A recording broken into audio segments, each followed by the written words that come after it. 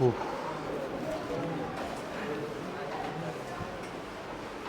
बैठ जाओ। चलिए बताइए क्या पढ़े थे, आगे स्टार्ट किया जाए। क्वेश्चन दिए थे।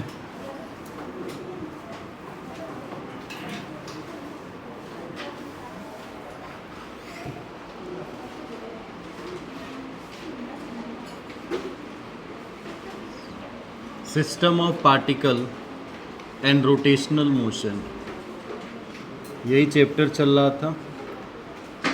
और इस चैप्टर में हम बात कर रहे थे, सुनिएगा एकदम आराम से, ध्यान से। इसमें हम बात कर रहे थे अभी स्टार्टिंग के पॉइंट पे, जिसमें सेंटर ऑफ मास से रिलेटेड चीज़ें थी। कुछ कॉन्टीन्यूअस मास के सेंटर ऑफ मास के बारे में हमने आपको बताया था। अब सबका डेरिवेशन मैं कराऊंगा नहीं आपको। मैंने बोला था आपको ज़रूरी है बस फार्मूला याद होना चाहिए। कुछ डेरिवेशंस जो ज़रूरी होंगे वो एक बार थोड़ा बहुत देख लीजिएगा। और लंबे लंबे डेरिवेशन भी हैं, तो लंबे हैं बट ऐसा नहीं है कि आप कर नहीं पाओगे, कर लोगे। जैसे आपने देखा था कि एक लास्ट हमने क्लास में शायद बताया होगा कि एक ट्रेंगुलर लेमिना है। इस ट्रेंगुलर लेमिना मतलब एक डिस्क है, समझ लो। डिस्क मतलब तो पूरा एक गोल सर्कल में आ जाएगा, बट ये लेमिना है मतलब कोई ट्रेंगल के शेप में ऐसे दिया गया है। प्लेट है ये, ट्रेंगुलर प्लेट भी बोल सकते हो। इस प्लेट का हमने सेंटर ऑफ मास निकाला था। तो सेंटर ऑफ मास निकालने के लिए अब तुम खुद सोचो, अगर ये ट्रेंगल ऐसे दिया गया है इस फॉर्म में, तो सिंपल सी बात है कि देखिए सर, यहाँ से एक मीडियन आएगा, एक मीडियन यहाँ से निकलेगा और एक मीडियन यहाँ से निकलेगा। तो अब ये बीच का हटा देते हैं, थोड़ा क्लियर हो जाए कि जहाँ पे मीडियन इंटरसेक्ट कर रहा होगा, जहाँ पे मीडियन इंटरसेक्ट कर रहा होगा, क्या वहीं पे उसका सेंटर ऑफ मास होगा? अब अगर तुमने इसी को ओरिजिन मान लिया, सपोज दैट तुमने इसी को ओरिजिन मान लिया, ये लाइन इसी को ओरिजिन मान लिया, तो देखो इसका एक एक्सिस क्या हो जाएगा x, और एक एक्सिस क्या हो जाएगा y। तो x एक्सिस में तो सेंटर ऑफ मास 0 हो गया, और y एक्सिस में तुम कितना ऊपर गए हो, बस यही तो निकालना है। अब ये डिस्टेंस तुम कैसे भी फाइंड आउट कर सकते हो, या तो मैथ्स लगा लो।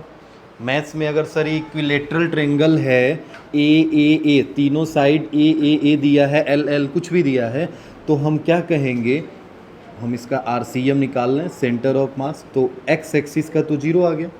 अब हमने बोला कि ये डिस्टेंस आपको निकालना है, तो ये डिस्टेंस कैसे निकलेगा? तो आपको मैथ्स में बढ़ाया गया होगा कि जो मीडियन आपस में जहाँ पे इंटरसेक्ट करती हैं, तीनों मीडियन जहाँ आपस में इंटरसेक्ट करती है, वो 2:1 में डिवाइड हो जाता है। यही तो 2:1 में डिवाइड होगा। तो सपोज दैट ये हाइट अगर इसका h है, टोटल ये डिस्टेंस h है, तो ये h ही तो 2:1 में डिवाइड हुआ होगा। तो यही डिस्टेंस तो निकालना है। और ये डिस्टेंस कितना रहा होगा? तो अब सोचो, ये है 2 और ये है 1, तो इस वाले पार्ट को निकालना है तो क्या होगा, 1/2 + 1, यही होगा। तो 1 कितना हो जाएगा 3, और किसकी वैल्यू डिवाइड हुई है रेशियो में, h, तो क्या आ जाएगा h/3, मतलब h/3 हो जाएगा इसका सेंटर ऑफ मास। ठीक है, बस सिंपल सा। अगर ये वाला डिस्टेंस निकालना होता तो ऊपर क्या रखते हैं 2, और नीचे 2 + 1, तो कितना आ जाता है 2/3। अगर ऊपर से देखना होता तो, अभी तो नीचे से देख रहे हैं ना, तो केवल ये वाला डिस्टेंस फाइंड आउट करेंगे। क्लियर? तो अब देखो यही बात है कि मैंने आपको बोला मैथमेटिकली भी आप कैलकुलेट कर सकते हो। तो आप एक छोटा सा चार्ट बना लो और उस चार्ट में कुछ चीज़ें लिख लो। जैसे यहाँ पे मैं लिख दे रहा हूँ शेप, और उनका लिख दे रहा हूँ सेंटर ऑफ मास। बस याद होना चाहिए, डेरिवेशन बहुत ज़्यादा वो नहीं है इम्पोर्टेंट इतना। पहला शेप, चलिए आइए, पहला शेप रॉड, यहाँ लिखते भी चलिएगा क्या है, रॉड है, जिसका लेंथ कितना दिया है L।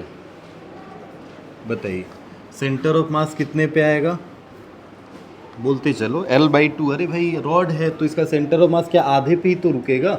अगर ये कॉन्टिन्यूअस है और यूनिफॉर्म है, कहीं पे भी मोटा पतला नहीं है, एक बराबर है, तो जाहिर सी बात है सेंटर मास क्या बीचों बीच में ही होगा। तो कहाँ पे होगा, L/2 पे। अच्छा, और बताइए। चलिए अब हम आते हैं रिंग पे।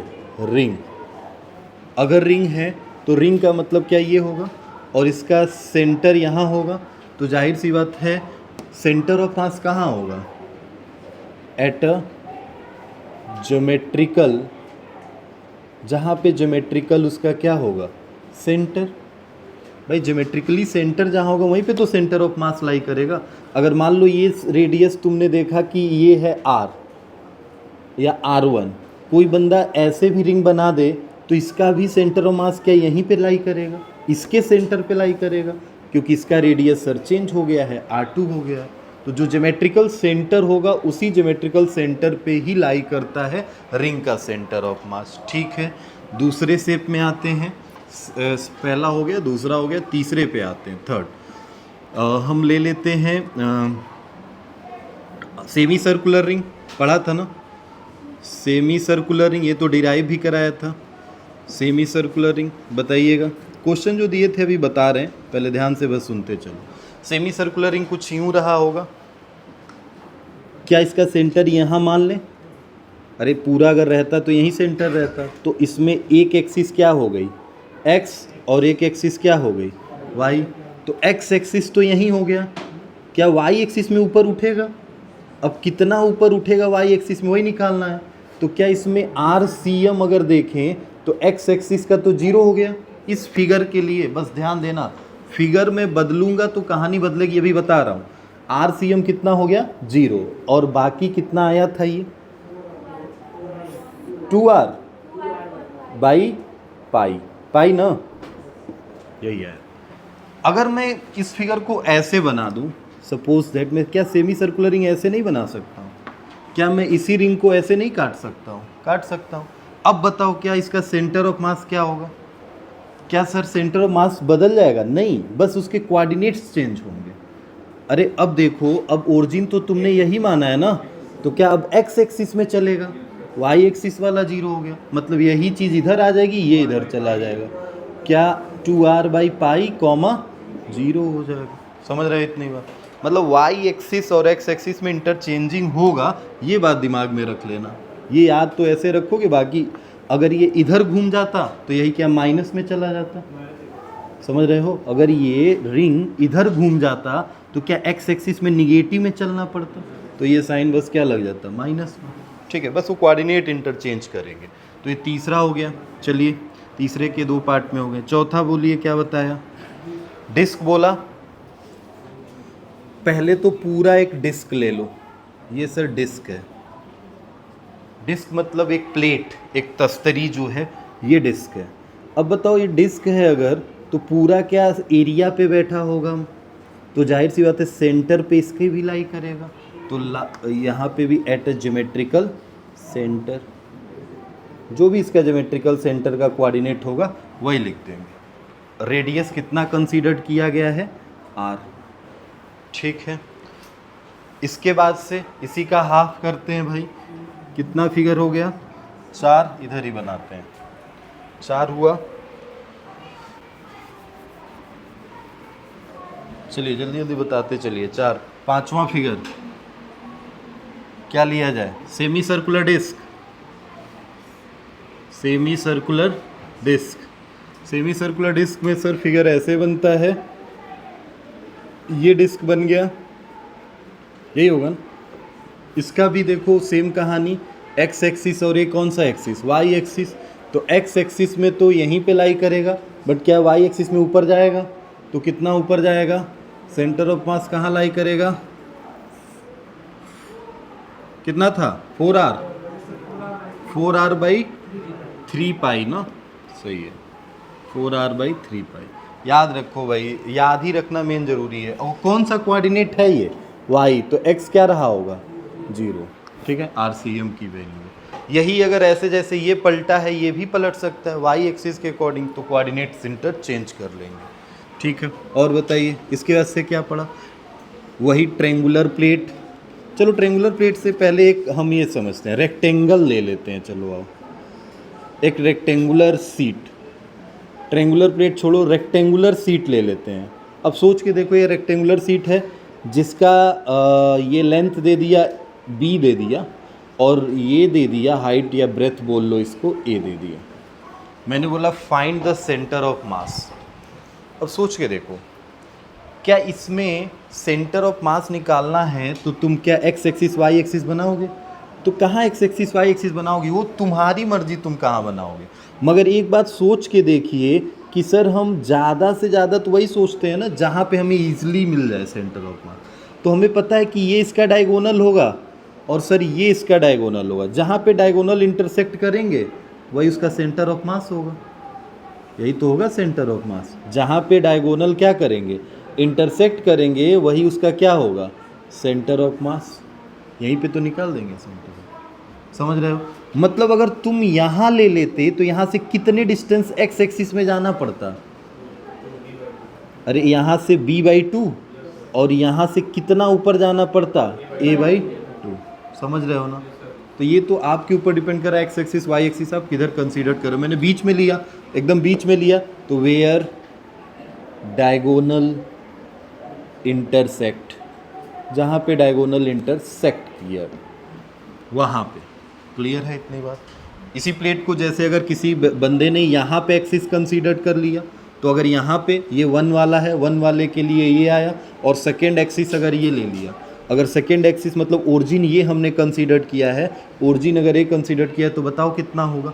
तब लिखोगे ना एक्स एक्सिस में कितना b/2 कॉमा वाई एक्सिस में कितना ऊपर गए होगे a/2। क्लियर है ना ये बात? b/2 comma a/2। दो इसमें मैंने एक्सिस ले लिया, पहले एक्सिस के अकॉर्डिंग वेयर डायगोनल इंटरसेक्ट और दूसरे एक्सिस में b/2 कॉमा a/2। ठीक है सर, 7वें पे आते हैं। और 7वां फिगर क्या बताया? Triangular seat. ट्रेंगुलर सीट बोलो भाई क्या होगा ट्रेंगुलर सीट में दो चीज़ की इवेंट थी, याद रखना। मेन बस केवल हाइट ही लेना है, कुछ दिया हो चाहे ना दिया हो, बस किससे लेना देना रहेगा, हाइट से। क्योंकि अगर हम बीच में यहाँ पे लेते हैं तो मैंने अभी बता दिया कैसे निकालना है, तो डायरेक्ट लिख लीजिए कितना होगा। अगर ये वाला एक्सिस लेते हो तो एक्स एक्सिस में तो ये 0 हो गया, क्योंकि एक्स एक्सिस तो यहीं लाई करेगा। वाई एक्सिस में ऊपर जाना है, और कितना वाई एक्सिस में जाना है, तो h/3। ठीक है, 7 हो गया। ठीक है, नोट कर लो इतना, मिटाएं थोड़ा हम। दो दो कोन, सिलेंडर, और क्या ले लें? सिलेंडर का कहाँ होगा? हाँ क्या हुआ, कुछ कह रहे हो? कोन, सिलेंडर, और क्या बोले, और क्या बचेगा? स्पेयर, क्योंकि ये डिस्क है, हमें स्पेयर देखना हो। स्पेयर में दो आएंगे, हॉलो और सॉलिड। ठीक है, सिलेंडर में भी वही और कोन में भी वही। ठीक है, तो नोट करो, 2-4 फिगर और है। हाँ हाँ हाँ सबका। अरे भाई मिटा के तभी ना लिखेंगे, मिटाओ या तो उधर का नोट कर लियो, मिटा दें, फटाक से नोट करिए।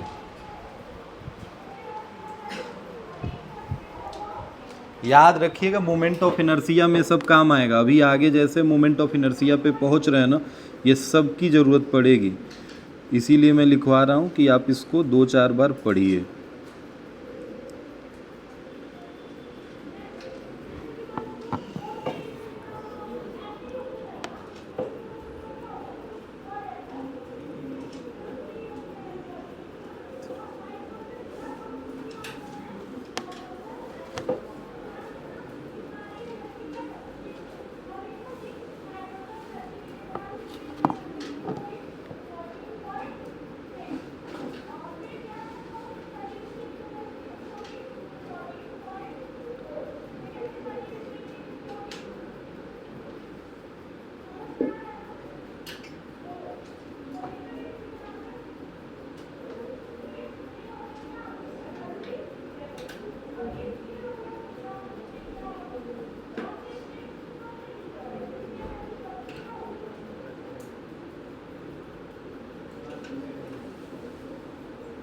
हो गया, इधर उधर वाला मिटा दें।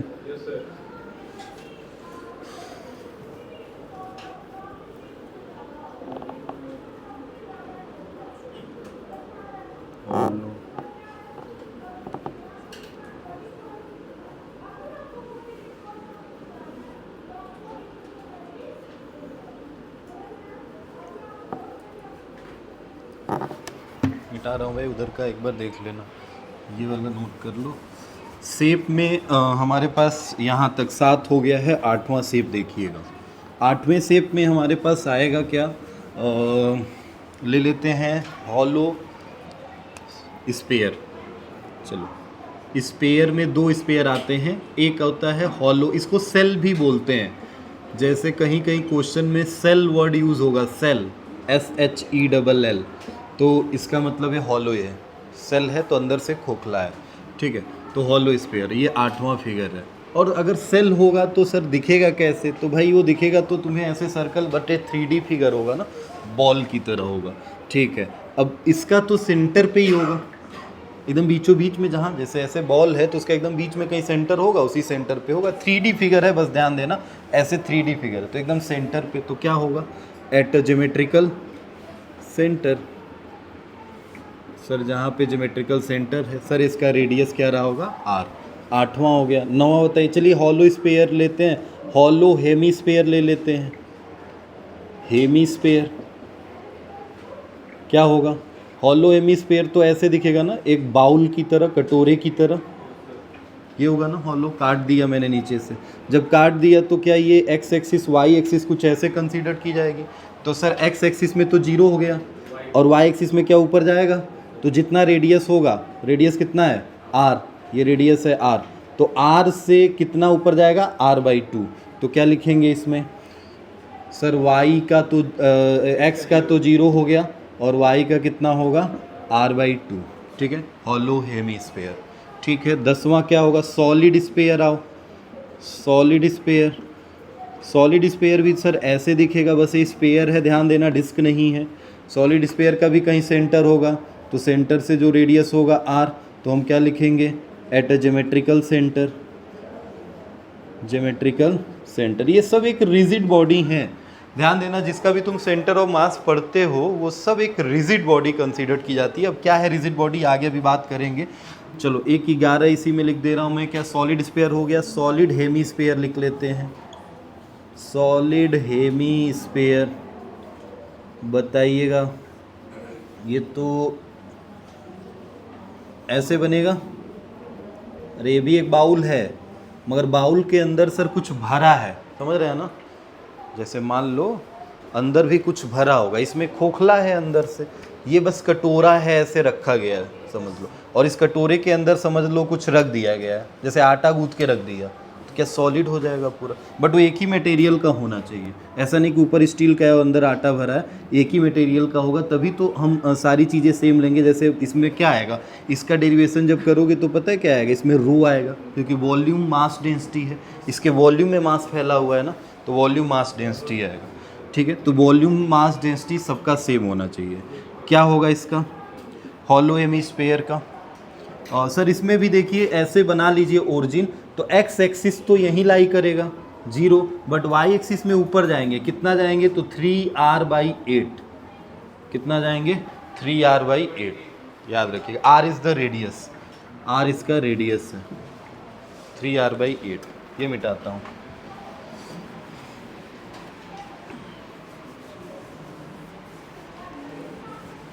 अगले एक फिगर पे 11 हो गया, कोन पे आइए,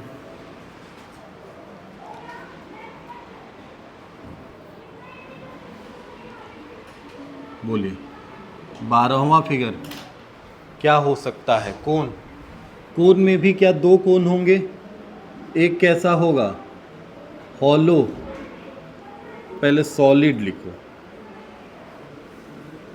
उसके बाद क्या लिखोगे, 13वें में हॉलो, एक सॉलिड और एक हॉलो।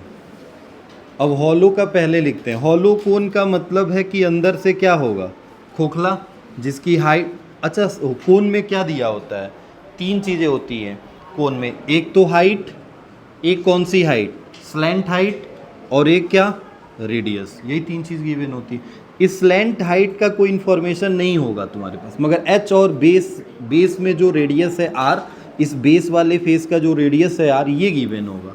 तो इसका सेंटर ऑफ मास कहाँ होगा, तो सिंपल सर जो ट्रायंगुलर सीट का निकाले थे वही आएगा, और ये मैं बताया हूँ, मैंने आपको बोला था कोन में ये आप करेंगे तो सेम वही फिगर होगा। तो सर इसका आंसर कितना आएगा, तो एक्स एक्सिस में तो कितना आएगा 0, और एक्स एक्सिस में 0, वाई एक्सिस में कितना ऊपर जाना पड़ेगा, h/3, ठीक है। और अगर यही सॉलिड में आएगा तो सॉलिड में कहानी थोड़ी सी बदल जाएगी।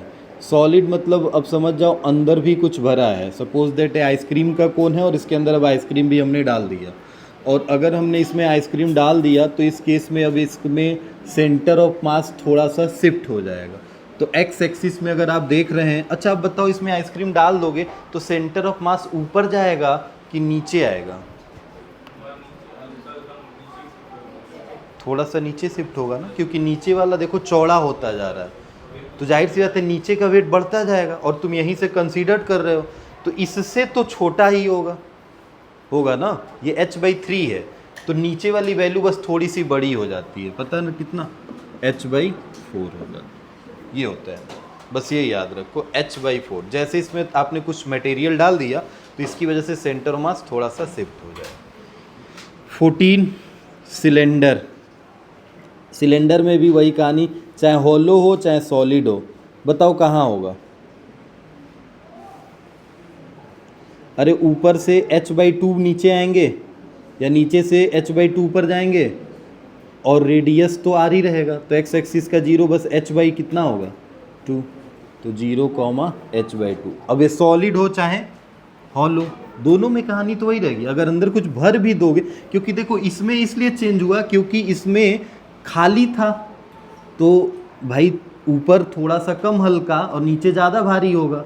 इसमें क्या हुआ सर, ऊपर अब भर दिए मटेरियल, तो ऊपर तो अब हल्का है मगर नीचे आने पे क्या थोड़ा और भारी हो गया है, तो h/4 हो गया, इसलिए शिफ्ट हुआ। इसमें तो भरने से कोई चीज़ चेंज नहीं होगी क्योंकि ऊपर नीचे सब एक बराबर दिख रहा है ना, ये सब एक बराबर रेडियस है, कहीं रेडियस में चेंज नहीं हो रहा, तो आंसर तो यही होगा 0, h/2। क्लियर है इतनी बात। ये हमारे इतने फेसेस हैं, इनको याद रखिएगा। सेंटर ऑफ मास में मैंने 14 लिख दिया है, बाकी अब क्वेश्चन में कोई भी सीट दे दे, लेमिना दे दे, उसी से फिगर बना दे, आप सबको याद रखना है, ठीक, नोट कर लीजिए। आगे चलते हैं टॉपिक पे, क्या पढ़ना है अब, क्वेश्चन दिए थे पहले वो क्वेश्चन करते हैं, क्वेश्चन कर लें फिर आपको क्वेश्चन कराते हैं मोशन ऑफ सेंटर ऑफ मास।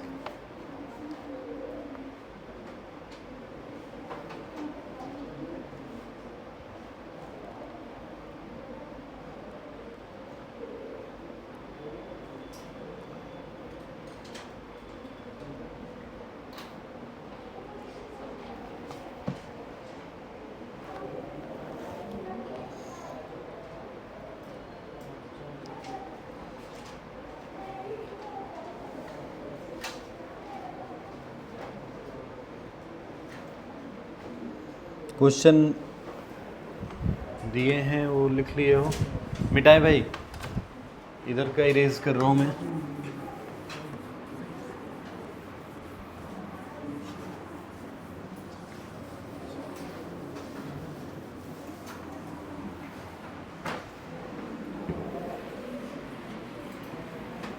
हो गया ना नोट,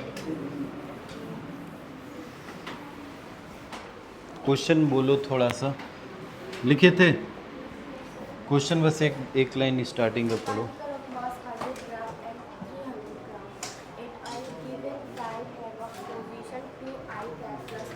ठीक है, ठीक है, देखिए भाई क्वेश्चन था, हाँ ये है, a particle of mass is 100 gram and 300 ग्राम, मतलब m1 कितना दिया है 100 ग्राम और m2 दिया है कितना 300 ग्राम, ठीक है, दोनों की वैल्यू गिवन है। Given a time have a position, मतलब उसका पोजीशन चेंज हो रहा है, एक बार पहले मतलब कुछ टाइम रहा होगा तो कुछ अलग पोजीशन पे है, और एक बार उसका पोजीशन क्या हुआ, बदल गया, मतलब क्या उसकी r1 की वैल्यू दी है, पोजीशन वेक्टर होता है ना, तो r1 दिया है, कितना दिया है 2i plus 5j plus 13k, और r2 कितना पोजीशन वेक्टर है -6i plus 4j minus 2k, यही दिया है। और फिर हमसे बोला है रिस्पेक्टिवली, ठीक है, एंड वेलोसिटी, उसकी वेलोसिटी भी गिवन है V1 जिसकी वैल्यू कितनी है बोलना, 10i minus 7j minus 3k, ठीक है। और V2 वेलोसिटी भी चेंज हो रही है, टाइम के चेंज होने से कितना, 7i minus 9j plus 6k, ठीक है। ये इसकी वेलोसिटी हो गई। हमसे क्या बोला, डिटरमाइन द इंस्टेंटेनियस पोजीशन। पहले तो इंस्टेंटेनियस पोजीशन डिटरमाइन करना है और दूसरा क्या डिटरमाइन करना है, वेलोसिटी। दोनों किसका निकालना है, सेंटर ऑफ मास का। तो थोड़ा सा कॉन्सेप्ट, अब इसमें सर वेलोसिटी कैसे निकालेंगे, तो सुनिए। पहले आप इस क्वेश्चन को सॉल्व करने के लिए यहाँ पे मतलब आप लिखिए, हेडिंग डालेंगे या नोट डाल के इन चीज़ों को लिखेंगे। सेंटर ऑफ मास का फॉर्मूला बताइए कितना होगा, m1 r1 plus m2 r2 SO1, ऐसे कहानी चलती जाएगी। अब बस मैं 2 का लेके चल, यही होगा, ठीक है। ये RCM है। मैं बोला कि differentiate both side with respect to time. देखो क्वेश्चन में बोला है ना, टाइम के हिसाब से पोजीशन चेंज हो रहा है, मतलब टाइम के हिसाब से चेंज हो रहा है, तो ये टाइम के रिस्पेक्ट में डिफ्रेंशिएट कर दें तो ये कितना हो जाएगा, DRCM अपॉन DT होगा ना, टाइम के रिस्पेक्ट में डिफ्रेंशिएट कर दिया। तो सर मास थोड़े टाइम में चेंज हो रहा है, चेंज क्या हो रहा है, उसका पोजीशन R1 से क्या हो जा रहा है, R2, तो M1 को छोड़ दीजिए, DR1 upon DT plus M2 DR2 upon DT upon में कितना, M1 प्लस M2। थोड़ा ध्यान से देखो, DRCM अपॉन DT क्या VCM कहलाएगा, velocity of centre of mass मिल गया, इज इक्वल टू M1 क्या पहले वाले का पोजीशन और उसका टाइम के रिस्पेक्ट से चेंज क्या V1 कहलाएगा, और ये M2 दूसरे वाले का पोजीशन टाइम के रिस्पेक्ट में चेंज हो रहा है, वो क्या कहलाएगा, V2 कहलाएगा, अपॉन में कितना हो गया, M1 प्लस M2। क्या मिल गया है फॉर्मूला VCM का। सेम वही कहानी जो आप RCM में किए हो वही VCM में हो गया। अच्छा अब थोड़ा रुको, अगर मैं इसी को फिर से differentiate both side with respect to, फिर से किसके रिस्पेक्ट में, टाइम के रिस्पेक्ट में, तो ये क्या हो जाएगा, DVCM अपॉन में DT, और सर इधर कितना होगा, M1 dV1 by DT plus M2 dV2 by DT upon में M1 प्लस M2। ये तो जैसे है वैसे ही चलेगा, ठीक। वेलोसिटी का change with respect to time का एक्सेलेरेशन कहलाता है क्या, देन क्या ये बन जाएगा, M1 A1 plus M2 A2 upon में M1 प्लस M2। क्या यहाँ से ACM मिल गया हमारे पास, ठीक है। तो देख रहे हो आप, VCM ACM और ये क्या हो गया RCM, मतलब सेंटर ऑफ मास का पोजीशन, वेलोसिटी सेंटर ऑफ मास की, एक्सीलरेशन सेंटर ऑफ मास का। क्लियर है, ये इतनी चीज़ें, ठीक। तो ये हमारे पास फॉर्मूला है। अब इस पे आगे हम बात अभी करेंगे, वो भी नोट डाल के ही करेंगे, जैसे ये बस क्वेश्चन करा ले रहे हैं तो इसको नहीं मिटाऊंगा मैं, आप इतना इसको लिख लीजिए, और जहाँ पे क्वेश्चन आपने लिखा होगा, अब क्वेश्चन पे आते हैं। क्वेश्चन अब सॉल्व हो जाएगा सर, क्योंकि हमसे पूछा है पहले सेंटर ऑफ मास का पोजीशन, तब तो RCM से ही निकलेगा। अरे सेंटर ऑफ मास का पोजीशन किससे निकलेगा, RCM से। और sir velocity of centre of मास पूछा है, तो क्या इससे निकलेगा, क्या ये 2 फॉर्मूले हैं, निकालते हैं। पहला वाला क्या है, RCM निकालना है सर। RCM का फॉर्मूला कितना होता है, M1 R1 plus M2 R2 upon में M1 प्लस M2। चलिए आइए, M1 की वैल्यू सर गिवन है कितनी, 100, R1 कितना दिया है, मल्टीप्लाई डायरेक्ट कर लो यहाँ पे, डायरेक्ट अब तो कर सकते हो ना। अरे M1 में R1 का क्या होना है, मल्टीप्लाई, तो कितना हो जाएगा, डायरेक्ट लिखता हूँ, 200i होगा 500 J, और ये कितना हो जाएगा 1300 K, ठीक है, प्लस M2 सर है 300, इसमें मल्टीप्लाई होगा, कितना होगा, माइनस का 1800i होगा, और 4 का 3 में 1200 प्लस में J, और माइनस में कितना 600 K, अपॉन में दोनों का मास जोड़ दिया, 3 और 1 4 हो गया। सॉल्व कर दो, I वाला I के साथ जुड़ेगा, J वाला J के साथ, K वाला K के साथ, जितना आएगा कॉमन लेके 400 से काट देना, क्या RCM का पोजीशन वेक्टर मिल जाएगा। ये तो कर ही लोगे ना। अरे ये जोड़ लो, 18 और 2 घट जाएगा, माइनस 1600i होगा, 5 और 12 जुड़ेगा ना, 1700 J होगा, और क्या होगा 13 और 6 घटेगा 700 के, हाँ प्लस में, अपॉन में कितना 400, 20 कट गया। अरे इसमें से 100 ऊपर कॉमन ले लो, नीचे 100 है, ये कट जाएगा। 17 में से तो कुछ और 7 में से तो कॉमन हो नहीं पाएगा, तो बस इससे छोड़ दो। ऐसे लिख सकते हैं इसको 1/4, चाहे तो माइनस भी कॉमन ले सकते हैं, बट हाँ, अरे 3 क्या कह रहे, तो 100 कॉमन नहीं तो नीचे तो 4 ही बचेगा। अरे 4 × 100 ही तो होगा, तो 100 से कटा। अब यहाँ क्या बचा, -16i + 17j, और यहाँ क्या बचा है +7k। This is the RCM। बस अब इसका मैग्नीट्यूड पूछा अगर हमसे, इसका अगर मैग्नीट्यूड पूछा तो क्या 1/4 छोड़ दो, इनका स्क्वायर करके समझते हो ना। अरे वेक्टर का मैग्नीट्यूड तो निकालना जानते ही हो, मैग्नीट्यूड निकाल लोगे जाओ। अगर VCM अब बोला है तो क्या VCM निकल जाएगा। सर सिंपल है फॉर्मूला, देखिए V1 V2 गिवन है हमें, यस, क्या M1 M2 गिवन है, यस, मल्टीप्लाई करिए, रख दीजिए, क्या आंसर मिल जाएगा। ठीक है, बस नोट कर लीजिए, फॉर्मूला यही है। अब इसमें कुछ नहीं है, बस बेसिक सा क्वेश्चन था, बस वो फॉर्मूला यहाँ पे आने वाला था, इसीलिए मैंने आपको बताया।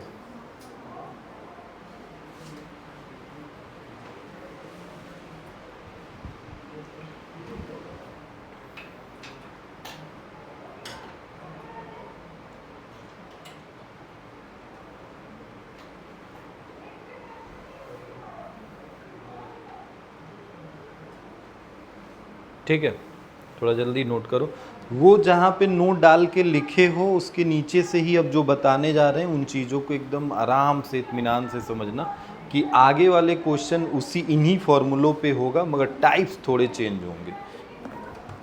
क्वेश्चन क्या है, तो क्वेश्चन हम एक बार चार्ट लेते हैं जो आपको कराने हैं अभी।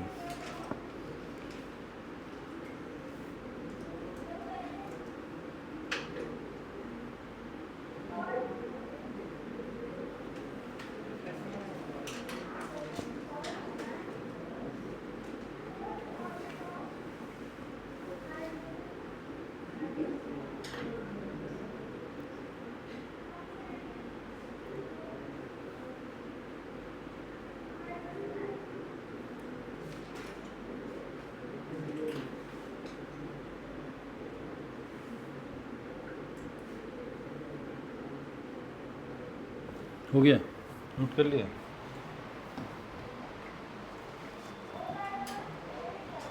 जहाँ पे लास्ट कॉन्सेप्ट आपने ख़त्म किया वो वहीं से अब स्टार्ट कर।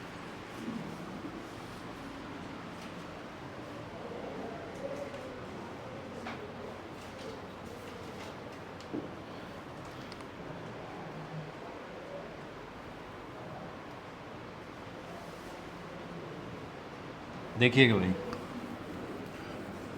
हमने आपसे बोला कि ACM हमें मिल गया है, और ACM की वैल्यू जो सर मिली है वो ACM की वैल्यू निकल के आई है। रुक जाओ, अब हटाओ क्वेश्चन, अब जोड़ घटा लेना हो घर पे करना। ACM की वैल्यू मिली है ये, अगर मैं इस वैल्यू को इधर मल्टीप्लाई कर दूं,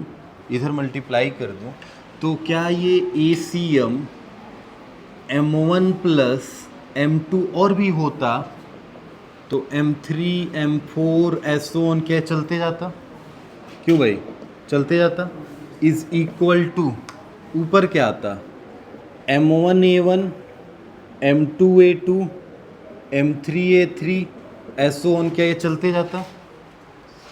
समझ रहे हो।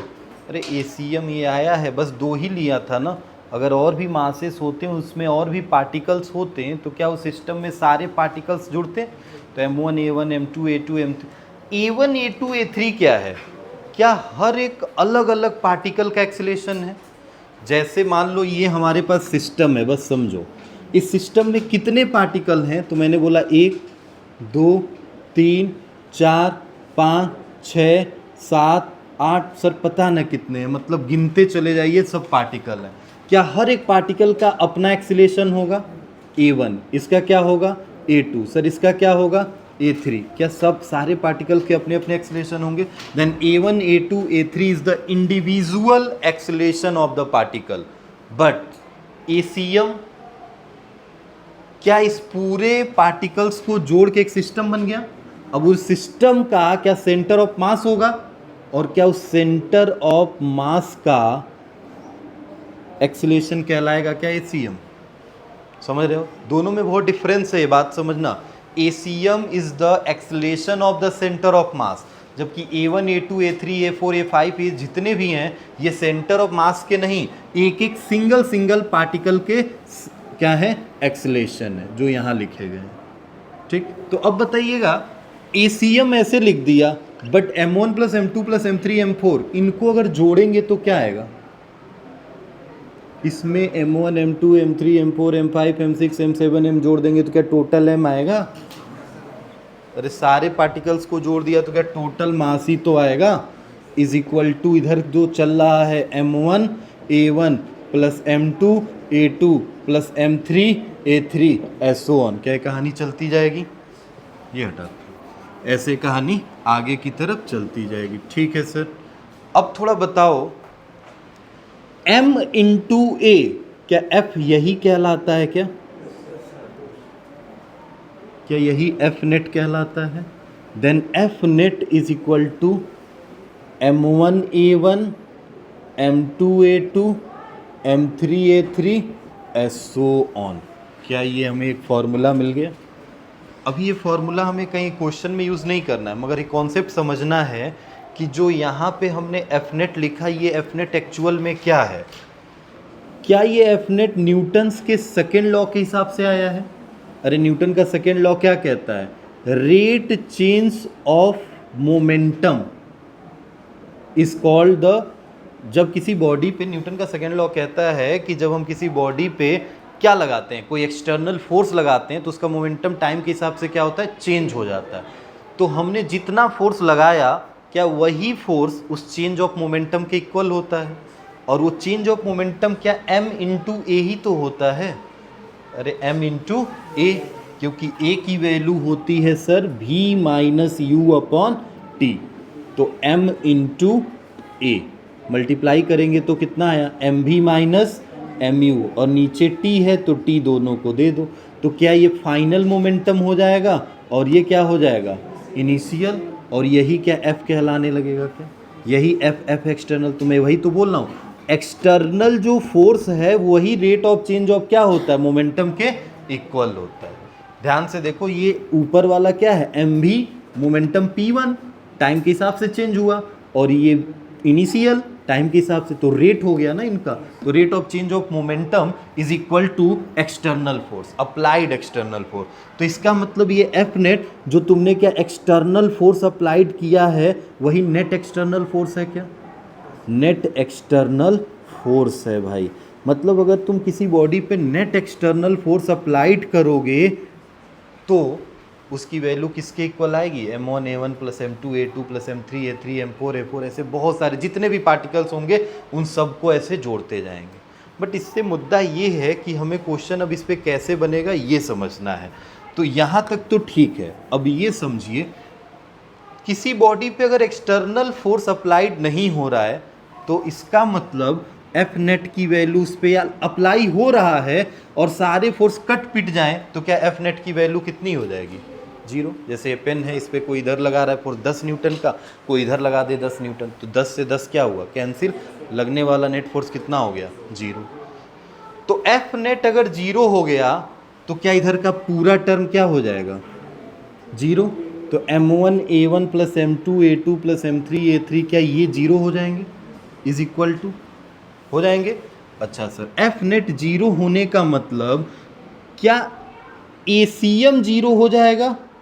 यस सर, ACM 0 हो जाएगा। क्यों?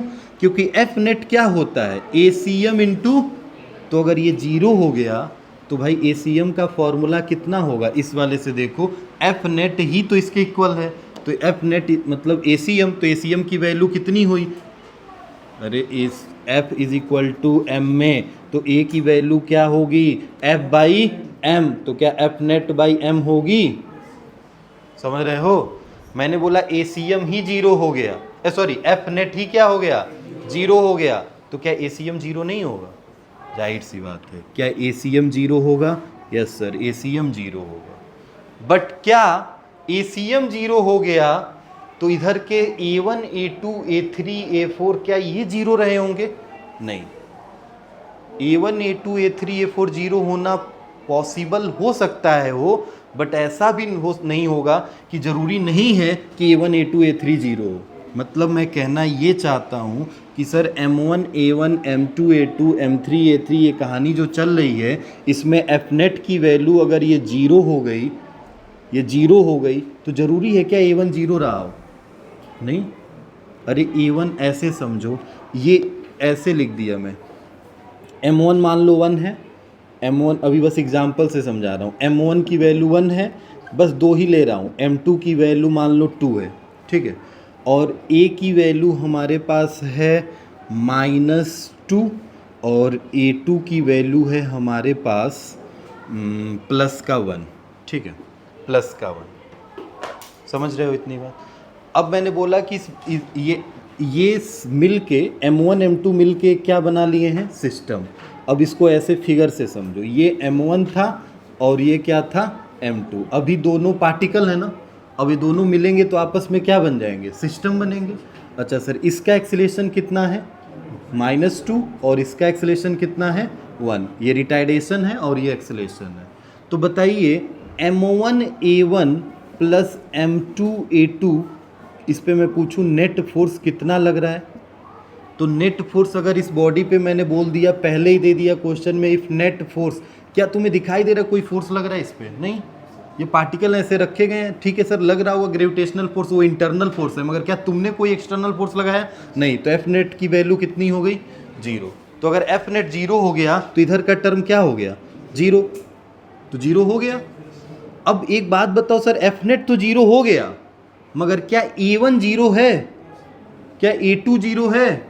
नहीं। मतलब क्या ACM 0 हो गया? हाँ सर, Fnet 0 हो गया तो ACM भी क्या हो गया?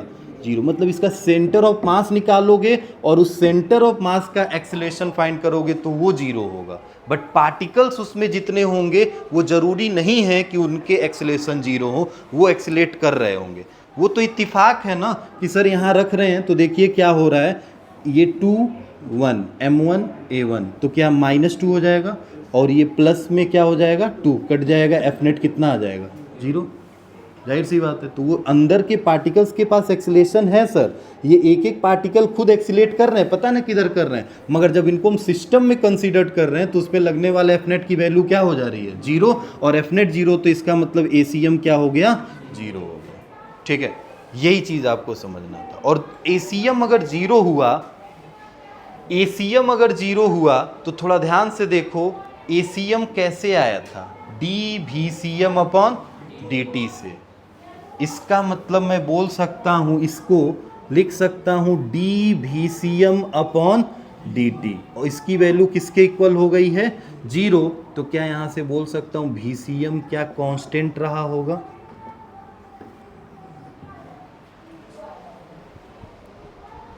नहीं समझे? अरे भाई, 5 का डिफरेंशिएशन क्या होता है? 5 का डिफरेंशिएशन क्या होता है?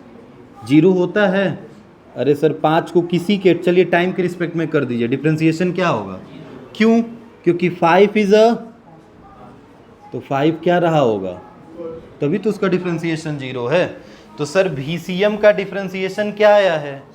इसका मतलब VCM क्या रहा होगा? यही तो मैं बोल रहा हूँ। मतलब ये यहाँ से 3 कॉन्सेप्ट मिले हैं। अब इन 3 कॉन्सेप्ट में एकदम अंदर गहराई तक आपको जाना है, नहीं तो आप ऐसे ऊपर ऊपर बस समझ जाओगे तो ठीक है, समझ तो गए हो, मगर आप क्वेश्चन जब करोगे तो अप्रोच नहीं लग पाएगा। VCM कांस्टेंट होने का मतलब अब समझो। VCM कांस्टेंट होने का मतलब कि जो चीज़ पहले थी वही बाद में रहेगी। कोई चीज़ कांस्टेंट होने का मतलब क्या वो चेंज होगा समय के साथ? नहीं। मतलब अगर मैं पहले रेस्ट पे था, सोचो जैसे मान लो कि मैं किसी नाव पे खड़ा हूँ, अभी मैं बोल दिया मैं रेस्ट पे हूँ, तो इसका मतलब मेरा VCM क्या है? अरे मैं रेस्ट पे हूँ भाई, मेरे ऊपर कोई फोर्स नहीं लग रहा है, कोई एक्सटर्नल फोर्स नहीं लग रहा है, तो मेरा ACM जीरो है, तो इसका मतलब मेरा VCM क्या रहा, कांस्टेंट। तो कांस्टेंट इन द सेंस मैं पहले रेस्ट पे था, तो बाद में भी मैं अपने वेलोसिटी का सेंटर ऑफ मास के वेलोसिटी निकालूंगा, तो क्या वो अब तभी भी जीरो आएगा। समझ रहे हो। अगर मैं चल रहा हूं उसके बाद भी एफ नेट जीरो है, सपोज दैट मैं चल रहा हूं और किसी वजह से एफ नेट की वैल्यू अब जीरो है, अगर जीरो है तो इसका मतलब ACM क्या रहा होगा, जीरो। तो क्या VCM जीरो होगा, नहीं सर, VCM तो कांस्टेंट है, तो इसका मतलब मैं इनिशियली रेस्ट पे नहीं था, मैं चल रहा था, तो इसका मतलब मेरा सेंटर ऑफ मास की वेलोसिटी भी चल रही होगी जितने से मैं चल रहा था। समझ रहे हो। तो सेंटर ऑफ मास की जो वेलोसिटी है वो कांस्टेंट रहती है, कब, जब एफ नेट क्या होता है, जीरो। तो यहाँ से हम बोल सकते हैं व्हेन किसी बॉडी पे अप्लाइड एक्सटर्नल फोर्स अगर जीरो हो जाए तो ACM जीरो होगा। बट यहाँ लिख देता हूँ ये चीज़, बट क्या A1 A2 A3 so on is not equal to zero. ये ज़रूरी नहीं है कि A1 A2 A3 ये जीरो हो, बट ACM क्या हो सकता है, जीरो हो सकता है। अच्छा सर, अगर ACM जीरो होगा तो VCM क्या होगा, कांस्टेंट। कांस्टेंट का मतलब ये है जो, हिंदी में लिख देता हूँ, जो पहले था वही बाद में रहेगा। ये तुम समझ रहे हो, मैं समझ रहा हूँ, कांस्टेंट का मतलब समझ रहे हो, मगर बहुत लोग बाद में गलती कर देते हैं, लगते हैं ऑप्शन देख के सॉल्व करने, और ऑप्शन में लिखा है कि रेस्ट पे था फिर भी सॉल्व कर रहे हो। तो ऑप्शन में मतलब मैं रेस्ट पे था तो बाद में भी कहाँ रहूँगा, रेस्ट पे ही रहूँगा, जो पहले था वही रहेगा। अब कितना भी कैलकुलेशन कर लो आंसर उसका जीरो ही आना है, ठीक है। तो बस यही बात याद रखना है आपको, क्लियर। चलिए अब हमें पढ़ना है सेंटर ऑफ मास का मोशन। तो ये पूरे कॉन्सेप्ट एक जगह कहीं पे नोट कर लीजिए, ये सब हटा रहा हूँ, जैसे भी अब नोट करना है वहाँ तक नोट कर लिए हो तो बस कुछ करना नहीं है, इसी टर्म को इधर भेज देना है। तो ये बनेगा M1 M2 M3 is the call M, then ACM, ये इधर चल ही रहा है, ACM into M F net कहलाएगा, एफ नेट एक्सटर्नल फोर्स है। इफ़ बॉडी पे लगने वाला एफ नेट जीरो है तो ACM जीरो होगा, बट A1 A2 A3 नहीं जीरो होगा, और अगर ACM जीरो है तो VCM कांस्टेंट होगा। VCM कांस्टेंट मतलब जो पहले था वही बाद में रहेगा।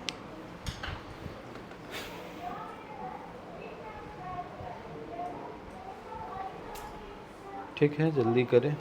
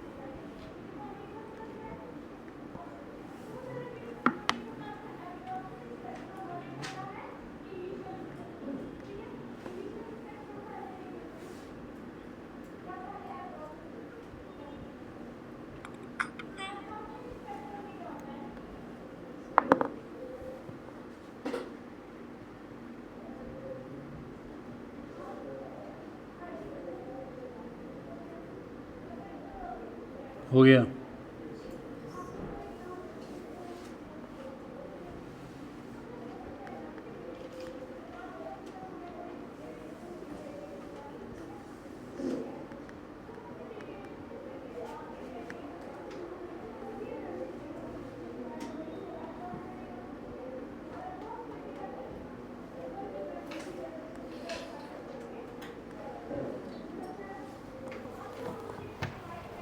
आगे चलें, क्वेश्चन पे आते हैं। क्वेश्चन जो बेस्ड होंगे सेंटर ऑफ मास के मोशन पे होंगे। सेंटर ऑफ मास के मोशन पे मैंने अभी स्टार्टिंग में आपको बताया था ये बात याद होगा आपको कि अगर सेंटर ऑफ मास अपने पोजीशन को चेंज नहीं करता है, मतलब पोजीशन को चेंज नहीं करेगा समय के रिस्पेक्ट में, तो क्या इसकी वैल्यू जीरो होगी? तो ये टर्म इधर चला जाएगा, तो m1 r1 या dr1 प्लस m2 dr2 इसकी वैल्यू किसके इक्वल होगी? जीरो के इक्वल होगी। और इसके हिसाब से हम ऐसे, मतलब मैं कह रहा हूँ if centre of mass does not change their position,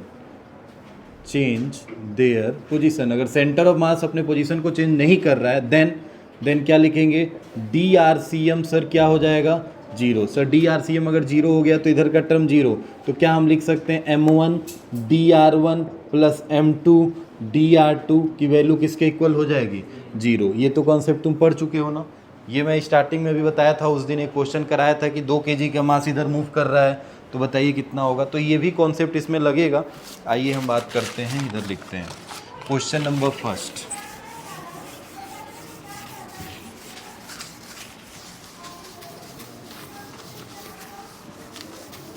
question number first देखिएगा। पहले क्या है, एक हमारे पास मास है 10 kg का और एक मास है 20 kg का, ठीक है। एक मूव कर रहा है इधर और एक मूव कर रहा है इधर, ठीक है। दोनों को मूव करा दो। अब इसमें कोई डिस्टेंस उस्टेंस नहीं दिया, मैंने दोनों को पार्टिकल कंसीडर किया और मैंने दोनों को मूव करा दिया। चलो पहले इन दोनों को स्ट्रेट ही लेके चलते हैं। एक को इधर मूव करा दो और एक को इधर मूव कराओ, एकदम स्ट्रेट लेके चलो। इधर सर ये कितने से मूव कर रहा है? तो ये 2 मीटर पर सेकेंड से सर मूव कर रहा है। और ये कितने से मूव कर रहा है? तो ये 3 मीटर पर सेकेंड से सर मूव कर रहा है, 3 मीटर पर सेकेंड से मूव कर रहा है। मैंने बोला फाइंड द VCM, VCM निकालिए। तो सर VCM निकाल सकते हैं, सिंपल सी बात है सर। VCM कैसे निकलेगा? तो पहले तो अब ये नहीं कि तुम लगो निकालने इनका सेंटर ऑफ मास, नहीं, क्योंकि हमने क्या इनके बीच में डिस्टेंस दिया है क्या? नहीं। अभी ये अलग अलग पार्टिकल हैं, अब क्या ये सिस्टम बन गए? और जब ये सिस्टम बने तो सर VCM का फॉर्मूला कितना होगा? m1 v1 plus m2 v2 upon में m1 प्लस m2, बस सिंपल सा फॉर्मूला लगा देना। तो m1 की वैल्यू कितनी हो जाएगी? 10, और ये कितनी हो जाएगी? 2। बट ध्यान से देखो, ये जो निकाल रहे हो ये पूरे का है, इसमें तो एक वेलोसिटी x एक्सिस में है और एक वेलोसिटी, तो जाहिर सी बात है VCM आएगा किस एक्सिस का और एक VCM आएगा किसका? y एक्सिस का। यही कॉन्सेप्ट समझना। एक VCM किसका आएगा? x का, और एक VCM किसका आएगा? y का। तो सर पहले इसका तो देखें, इसमें x एक्सिस में है, हाँ सर। तो m1 कितना है? 10 है, इनटू में कितना है? 2 प्लस m2 है, जी सर कितना है? 20। बट क्या ये x में कहीं चल रहा है? नहीं, upon m1 plus m2, then 10 plus 20, समझ रहे हो? तो ये कितना आ जाएगा? 20 अपॉन में 30, मतलब 2/3 मीटर पर सेकेंड। x एक्सिस का मिला। और y एक्सिस का निकालेंगे, तो y एक्सिस में सर ये नहीं चल रहा है, तो इधर वाला क्या हो जाएगा? 0, और ये चल रहा है तो सर 20 × 3 क्या 60 हो जाएगा, अपॉन में नीचे कितना होगा? 30 कट जाएगा, तो कितना होगा? 60/30, मतलब 2 मीटर पर सेकेंड मिला। अब सपोज दैट ये कहीं सेंटर ऑफ मास रहा होगा, इस सेंटर ऑफ मास की x एक्सिस में वेलोसिटी प्लस में है, तो क्या इधर रही होगी? कितनी रही होगी? 2/3 मीटर पर सेकेंड। और y एक्सिस में ध्यान से देखो, क्या प्लस में है तो ऊपर रही होगी, ऊपर रही होगी, कितने से रही होगी? 2 मीटर पर सेकेंड। तो क्या यही VCM होगा क्या? समझ रहे हो? अरे इन्हीं दोनों का रिजल्टेंट ही तो VCM होगा। मतलब ये कितने डिग्री पे हैं? 90। तो 90 पे है तो इनको तो जोड़ना आता होगा ना, 2 वेक्टर को जोड़ दो। 2 वेक्टर कितने डिग्री पे है? 90। तो सर फॉर्मूला लगेगा resultant is equal to a² plus b² plus 2ab cos theta. Theta 90 तो क्या है? पूरा 0 हो जाएगा, और स्क्वायर हटा होगा तो एक इसमें रहा होगा रूट में। तो a² मतलब कितना? 4/9, और 2² मतलब 4। 36 एंड 40, 40/9 मतलब √40 अपॉन 3 मीटर पर second is the velocity of centre of मास। समझ रहे हो इतनी बात? बस ये 2/3 का स्क्वायर मतलब 4/9 और बी स्क्वायर मतलब ये हो गया 4, जोड़ दिया 36 और 4 40/9 √40/3 मीटर पर सेकंड। बस खत्म, कर लोगे ऐसे क्वेश्चन। अभी बेसिक हैं, बेसिक स्टार्ट हुए हैं, इसमें मेन क्वेश्चन ये नीट लेवल में ठीक है, थोड़ा थोड़ा भी इसी में बढ़ेगा। जेई में एक क्वेश्चन आता है बोट वाला प्रॉब्लम या बलून प्रॉब्लम, जिसमें सेंटर ऑफ मास, जैसे बलून पकड़ के ऊपर चढ़ रहे हैं तो बलून नीचे आ रहा है, आइस मेल्ट हो रहा है, ये सारी कहानी उसमें आती है। ठीक है, उस पर भी आएंगे, सुनिएगा। क्वेश्चन लीजिए, यही 10-20 ले लीजिए। चलिए सर एक मूव करा लीजिए इधर और एक मूव करा लीजिए नीचे। चलिए आइए सर, इधर मूव कराइए कितने डिग्री पे? 53 डिग्री पे। और इधर भी मूव कराइए कितने डिग्री पे? 53 डिग्री पे। कितने से? तो इसको ले लीजिए 5 मीटर पर सेकेंड, इसको ले लीजिए 10 मीटर पर सेकेंड। बताइए फटाफट। फाइंड द VCM, क्वेश्चन में आगे लिख लीजिएगा फाइंड द VCM। अभी ये अलग अलग पार्टिकल हैं, इन दोनों को सिस्टम मान के हमें फाइंड द VCM मतलब VCM निकालना है। जल्दी करिए।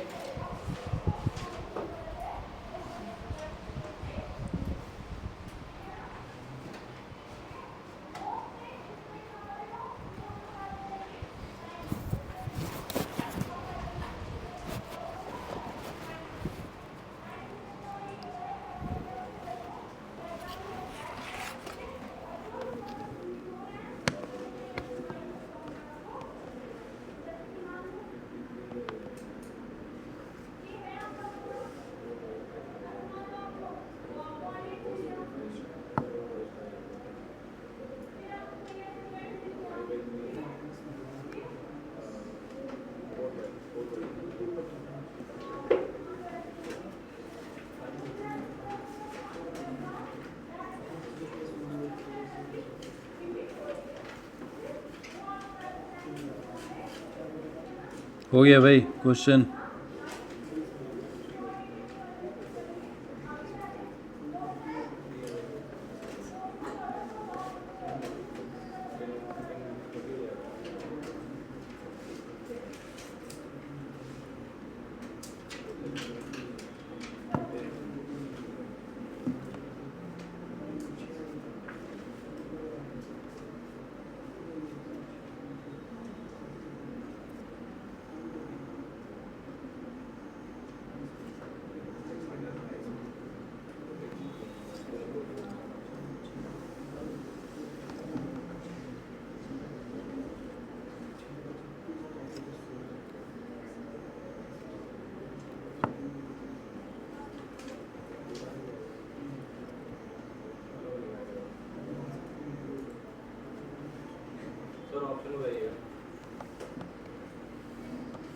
ऑप्शन अब सॉल्व भाई ऐसे दिए हैं रेंडमली, ऑप्शन तो आप देख सकते हो, मैं बता दे रहा हूँ।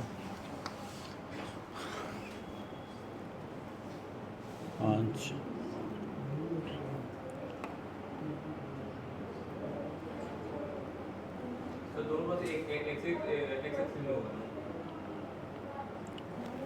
नहीं भाई, क्यों एक्स एक्सिस में होगा? ये भी बहुत, मैंने क्वेश्चन इसीलिए बहुत ज़्यादा चेंज कर दिया। पहले तो एक देखो ध्यान से, इसमें ये ऊपर जा रहा है, ये नीचे आ रहा है, तो प्लस माइनस का भी खेल बिगाड़ेगा इसमें, ऐसे इतने आसानी से नहीं हो जाएगा। अभी ऑप्शन ठीक है, अभी क्वेश्चन ऐसे रेंडमली दिया हूँ तो ऑप्शन अभी झटके में नहीं मिल पाएगा, बट देखो सॉल्व कर रहा हूँ मैं। 53 डिग्री है तो 53 की वैल्यू तुम्हें ट्रायंगल याद होना चाहिए, बस ये याद रखो। 53 है तो 3 4 5 यही होता है ना। तो साइन और कॉस तो अब निकाल ही लोगे। 53 और ये 37 होता है भाई, 37 वाले में 3a होता है, 4a होता है, 5a होता है। ठीक है, तो चलो आओ पहले अब निकालते हैं। क्या इसके दो कंपोनेंट बनेंगे? ये 5 कॉस 53 होगा और ये कितना होगा? 5 साइन 53 होगा। ठीक है सर, ये इधर होगा 5 कॉस 53 होगा और ये साइन 10 है ना, साइन 53। ठीक है, वैल्यू रख दो, यहीं रखो, वैल्यू सॉल्व करो। कॉस 53 कितना होगा, तो सर 53 3/5, 5 से 5 कट जाएगा तो ओनली क्या 3 आएगा, समझ रहे हो ना। और यहाँ देखो साइन 53 है तो साइन 53 4/5, 5 से 5 कट गया तो कितना आएगा 4, तो ये 4 हो गया, ये 3 हो गया। क्या इससे अब लेना देना है, नहीं। क्या एक्स एक्सिस और वाई एक्सिस की उसकी वेलोसिटी मिल गई। इसमें आते हैं, इसमें बोलिए क्या कॉस 53 अभी आपने निकाला 3/5, 5 से 10 कट गया 2, 3 2 जा कितना होगा 6, मतलब ये हो गया 6। और इधर आएगा तो 10 से 5 कटेगा 2, और 2 का मल्टीप्लाई किस में होगा 4 में, तो कितना आ जाएगा 8। ठीक है, वैल्यू मिल गई है।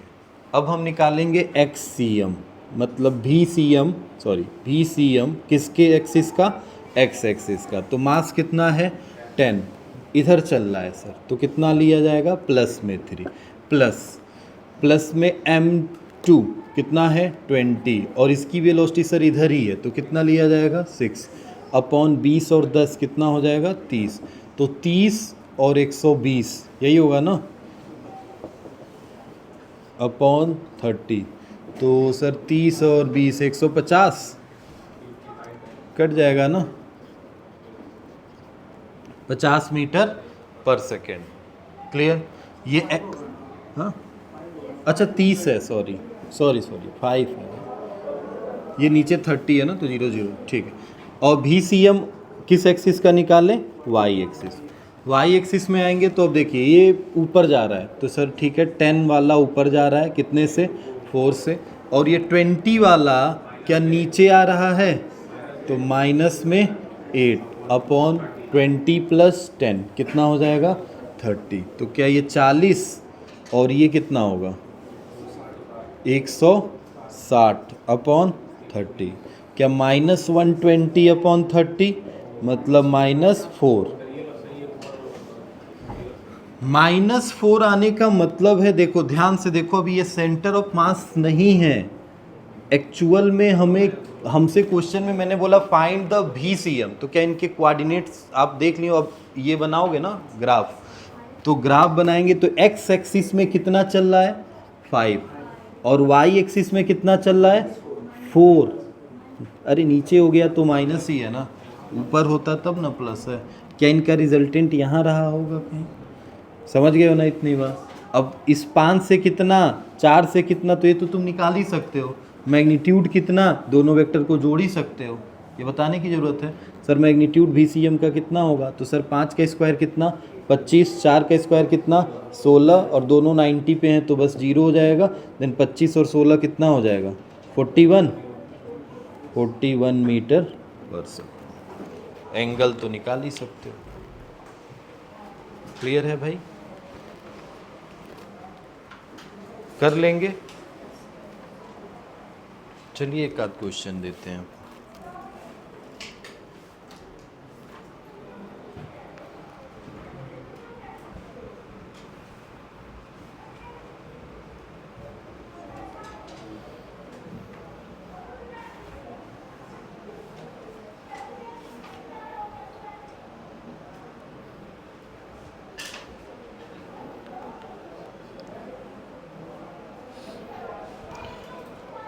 क्या हो गया भाई,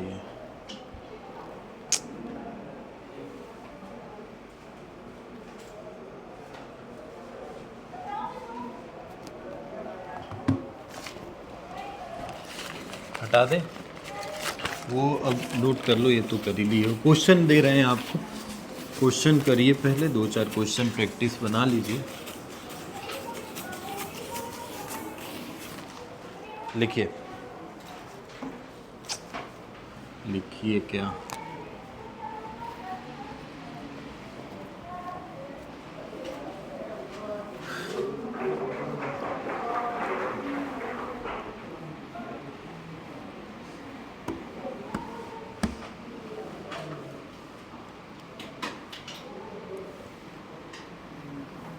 ऐसे ले लो,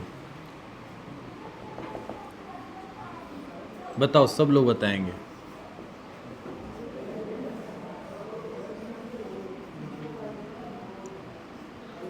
फाइंड ACM,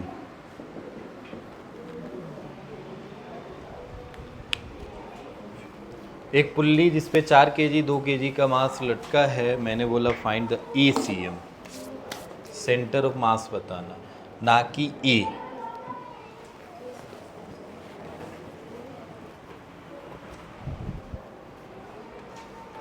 सोच लो जल्दी से, वो बहुत आसान सा क्वेश्चन है। अब उस पे तो क्वेश्चन आएगा तो कर लोगे, मतलब ऐसे वेलोसिटी पे। इसमें भी वेलोसिटी पूछा जा सकता था, बट इसमें वेलोसिटी से अच्छा एक्सेलरेशन ही ज़्यादा अच्छा लगेगा आपको। BD ड्रॉ कर लोगे, नीचे 20, ऊपर सर T, नीचे 40, ऊपर T, रस्सी सेम है, ठीक है सर। इक्वेशन बनाते हैं सर। तो देखिए भारी है तो ये नीचे आएगा और ये कहाँ जाएगा, ऊपर जाएगा सर, ठीक है। अब ये नीचे आएगा तो दोनों का एक्सेलरेशन तो सेम रहेगा। अभी हम ACM नहीं A निकालना है, तो ये निकालने के लिए पहले इक्वेशन बनाना पड़ेगा।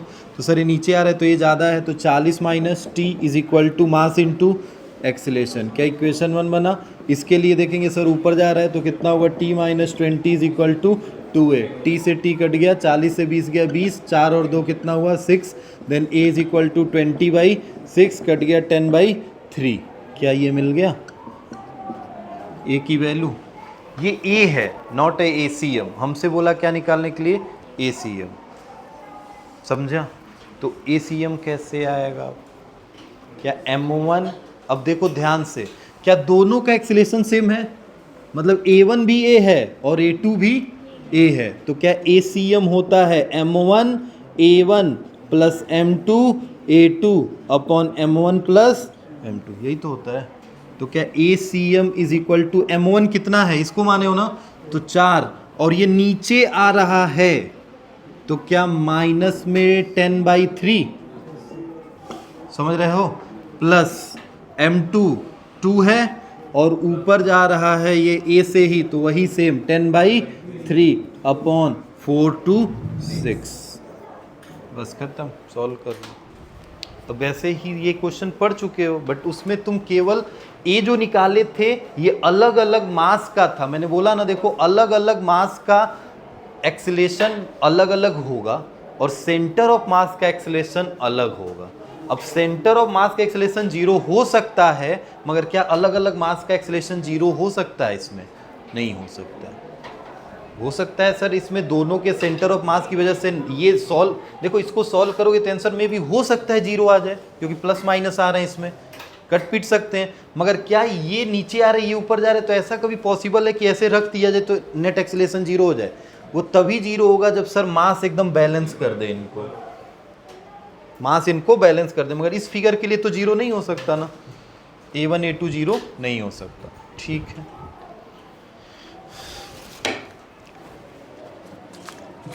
अभी टाइम है,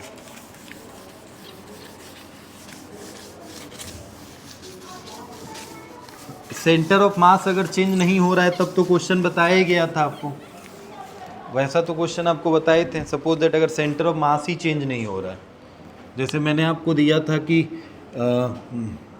चलो जल्दी से फटाक से आंसर बताओ, देखते हैं कितना बताते हो।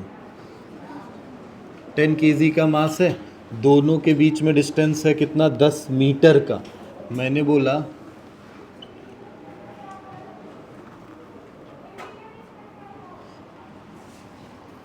if 2 kg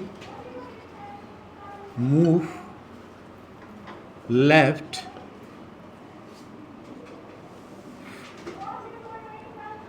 for 3 meter, then how much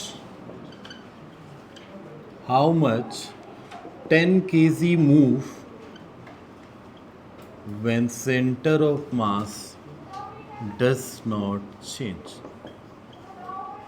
जल्दी बताइए, अगर 2 kg का मास लेफ्ट में कितने सेंटीमीटर मूव कर रहा है, 3 मीटर, तो हमें 10 kg के मास को कितना मूव करना पड़ेगा जब सेंटर ऑफ मास में कोई चेंज ना हो।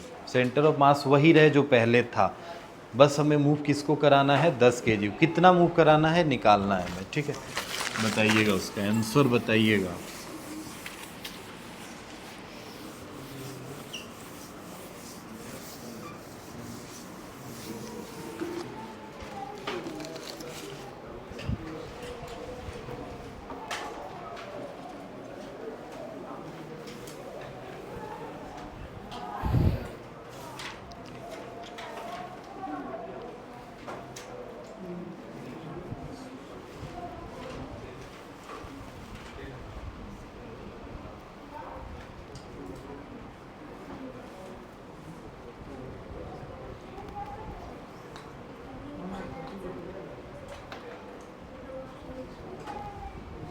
आ गया।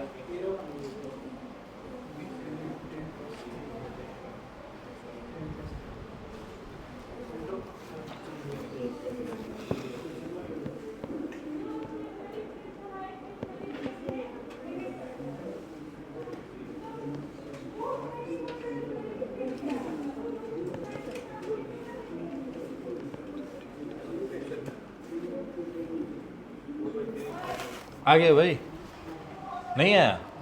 अरे भाई यही ना मैंने बोला, सेंटर ऑफ मास चेंज नहीं होगा तो sir m1 dr1 plus m2 dr2 is equal to m1 कितना है 2 है इनटू में dr1। सर dr1 को कितना मूव किया गया 3 मीटर ना, तो 3 प्लस m2 कितना है 10। सर dr2 को कितना मूव किया गया नहीं पता, यही तो निकालना है। और इससे कोई लेना देना था अभी इसको नहीं, अभी वो तो फाइनली में अगर होगा कुछ तो देखा जाएगा। तो 3 2 जा कितना हो गया 6 प्लस ये कितना हुआ 10 dr2 is equal to 0, then 10 dr2 is equal to -6, then dr2 is equal to -6/10 मतलब 3/5। माइनस में, माइनस का मतलब क्या, इसको भी इधर लाना पड़ेगा,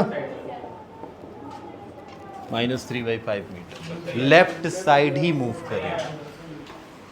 तो बताओ ये 5 kg और ये 15 kg, ठीक है। इसको हम इधर ले जा रहे हैं कितना 3 मीटर, और इसको पता ना कितना ले जाएंगे। हमने बोला by what height 15 what by what height 15 kg rice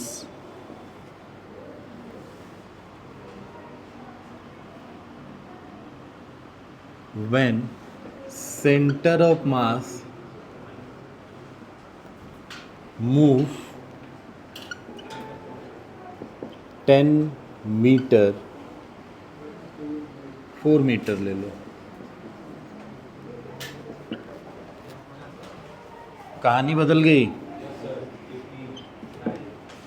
by what height 15 kg rise when centre of mass move 4 metre upward.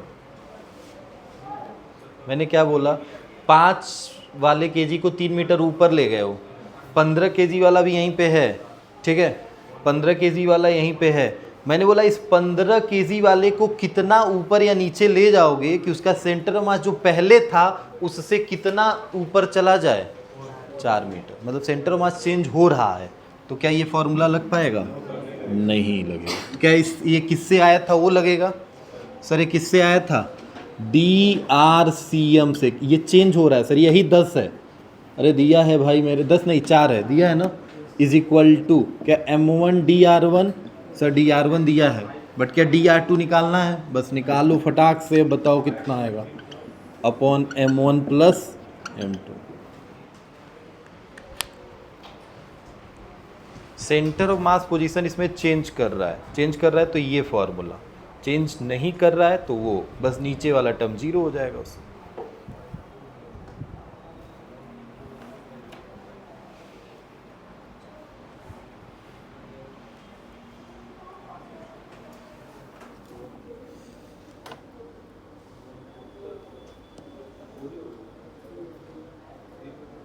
आ गया।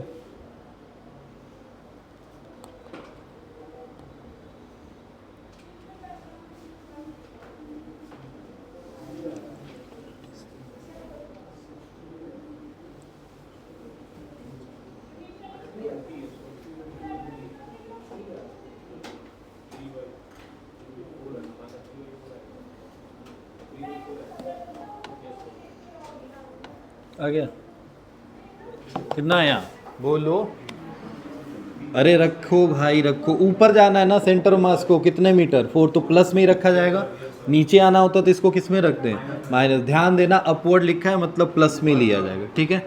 m1 की वैल्यू 5 ले लेते हैं और इसको ऊपर ही किया गया है तो 3 में, प्लस m2 पता ना कितना नहीं है 15 है, dr2 नहीं पता है, अपॉन 15 5 कितना हुआ 20, 20 मल्टीप्लाई होगा तो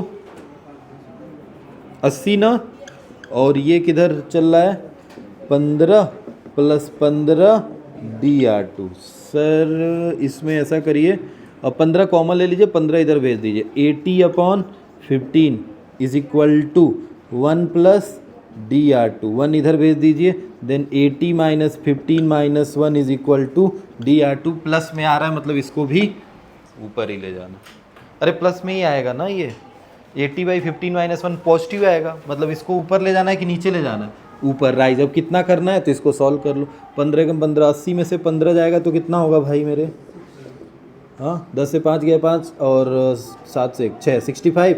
65/15 काट दो, कटेगा नहीं? 5 से कट जाएगा।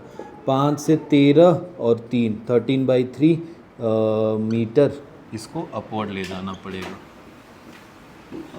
13/3 मतलब कितना? अरे ऐसे भी आंसर आ सकता है, पेपर में जरूरी नहीं 13/3 लिखे, 4 होल 1/3। बहुत समय, देखो क्वेश्चन बनाने में क्या है ना, आपको समय लॉस कराना है, मेन टाइम का ही खेल होता है, और टाइम का खेल बस यहीं से बिगाड़ा जाएगा। परसेंटेज में दे सकता है, अब 13/3 का परसेंटेज नहीं, मतलब निकालना पड़ेगा ना, थोड़ा सा तो समय लगेगा सर, परसेंटेज निकालना है, फिर मल्टीप्लाई 100 से करिए, फिर डिवाइड करिए, तब निकल के आएगा।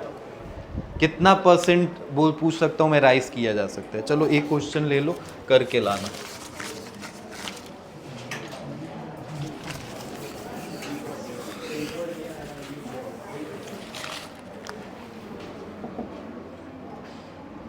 चलो ये वाला क्वेश्चन करके आना। क्या ले, रॉड ले, कौन ले, कुछ ऐसा करते हैं, एक पानी वाला जहाज, इन नाव ले लेते हैं, नाव, एक बोट ले लेते हैं। ये बोट जो है 10 मीटर लंबा है, बड़ा सा बोट है, 10 मीटर लंबा है पानी का, ठीक है। इस पे एक बंदा खड़ा है एट दिस एंड, ठीक है, एट दिस एंड, किसी भी एक एंड पे ले लीजिए, मैंने इसी लेफ्ट साइड में लिया है। लेफ्ट साइड पे बोट पे एक बंदा खड़ा है और ये बोट 100 kg का है, पूरा मास मैन का कंसीडर करके, उस पर जितनी भेड़ बकरी जो भी रखी है वो सब चीज़ को कंसीडर करके उसका मास कितने का है? 100 का, 10 मीटर का बोट है, ठीक है। अब हमसे पूछा ये बंदा जब यहाँ से चल के यहाँ जाएगा, कोई भी नाम दे दो भाई, राम है, ये राम जब यहाँ से चल के यहाँ आएगा तो क्या नाव थोड़ा सा डिस्प्लेस करेगा? अरे नाव तो पानी में होगा, ज़मीन पे तो है नहीं, पानी में है तो पानी में जब थोड़ा सा भी तुम चलोगे तो नाव हिलता है ना। अगर इनिशियली सब पानी उनी सब रेस्ट पे है, थोड़ा सा तुम आगे बढ़ोगे तो नाव थोड़ा थोड़ा पीछे जाएगा, हल्का हल्का। अब कितना डिस्प्लेस करेगा, हमसे वही पूछा है। क्या पूछा है? When Ram move one corner to, one end लिख लो, one end to another end of boat,